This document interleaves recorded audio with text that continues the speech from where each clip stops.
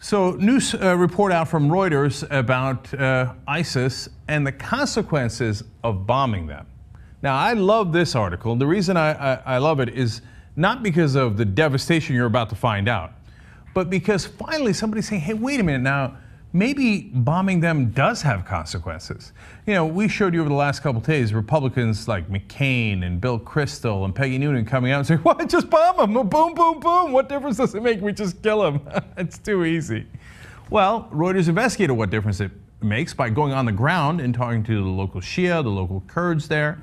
So let me start with a small piece of good news. First, they explained that the unlikely coalition of Kurdish Peshmerga fighters, Shiite militias, and the U.S. Air Force won a major victory when it broke a siege of the Shiite Turkmen town of Amarli last week and drove Islamic State from 25 nearby Sunni towns and villages. In fact, they go on to explain later in the report that along with the Kurds, we've driven them out of 127 villages overall, and Amarli is a very important town, so a big town and a bunch of smaller villages. That's the good news. Okay, now the bad news. So what has happened during the fighting and after the fighting? Okay, Reuters explains. But the aftermath is far from what the Americans envisioned. Smoke now rises from those Sunni villages where some houses have been torched by the Shiite militia. But wait, it gets worse. Guess what the Shiite militia learned from ISIS? Beheadings. So there's a report of a mom saying that her young son ran from the Islamic State, ran from ISIS, okay?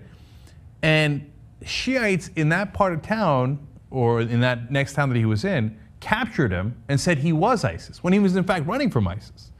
And they cut his head off anyway. Now another video has emerged of Shiite militia cutting off more Sunni heads. Now everybody's cutting off heads. And then there's a third report about how Shiite militia, and there's pictures standing next to houses that they burnt down. All right, now, when is this all going to end? I mean, if the Shiite and the Kurds win against the Sunnis, those are the three ethnic groups basically that we've got in Iraq, well, then can we have peace at that point? Well, a Shiite volunteer explains, the Sunnis will come back to their villages, but not now, after a few months. Now, pause to think about that for a second. A giant chunk of Iraq is Sunni. That's the part that ISIS took over, right? With the help of a lot of the local populations. They were tired of getting run over by the Shiites who weren't running a real democracy in Iraq. So now the Shiites are saying, no, we're going to take all those towns back and we're going to kick all the Sunnis out. And maybe we let them back in a couple of months. So what, tens of millions of people? Where are they going to go? And are you sure they're really going to be let back?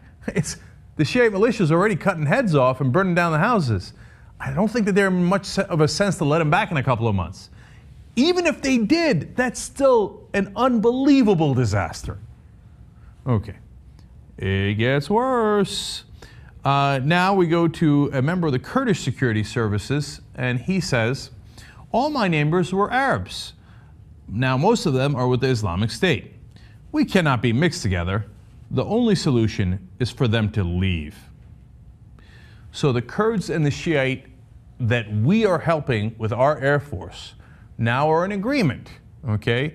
We're going to stop ISIS and their reign of terror, and when we're done with that, we are going to impose our own reign of terror. And when we do, none of the Sunnis are welcome. We're going to kick them all out of Iraq. There are no good answers here. And the point I'm making is, you think just bombing them is the answer? You don't know the half of it, you don't know the third of it, you don't know any of it, okay?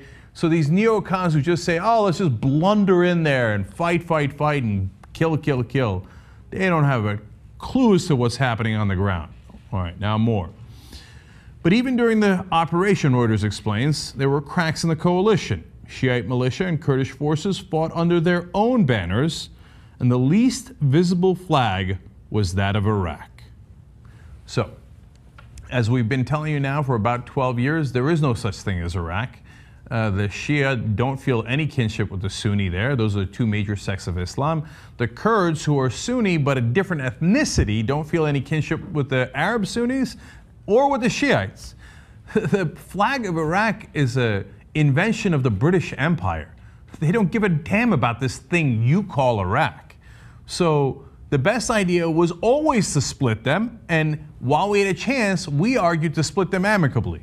Now they're being split not amicably, okay? Not only is it not on good terms or decent terms, it is on barbaric terms. So now if ISIS splits them, well, then they have this terror state right in the middle of the Middle East. If we drive ISIS out of there, then God knows what's going to happen to the innocent Sunnis of that area. Tens of millions of people. Then we're going to have to go in and rescue the Sunnis and then fight the Shiites and the Kurds who we are now aligned with. There is no end to this. Reuters explains further. Now that the common enemy has been pushed back, the alliance is unraveling.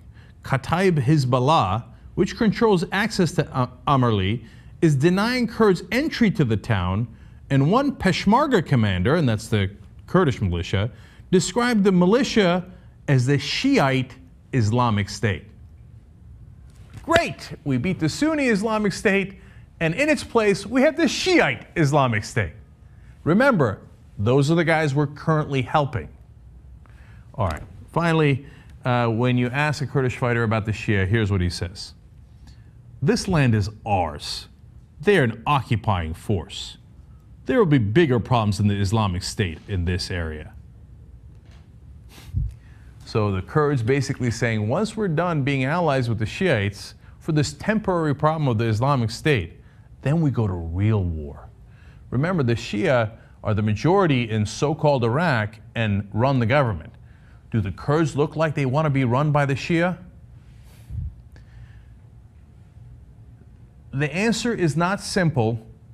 It takes a lot of strategy, clear thinking, and hard work to come up with any kind of decent answer in this situation.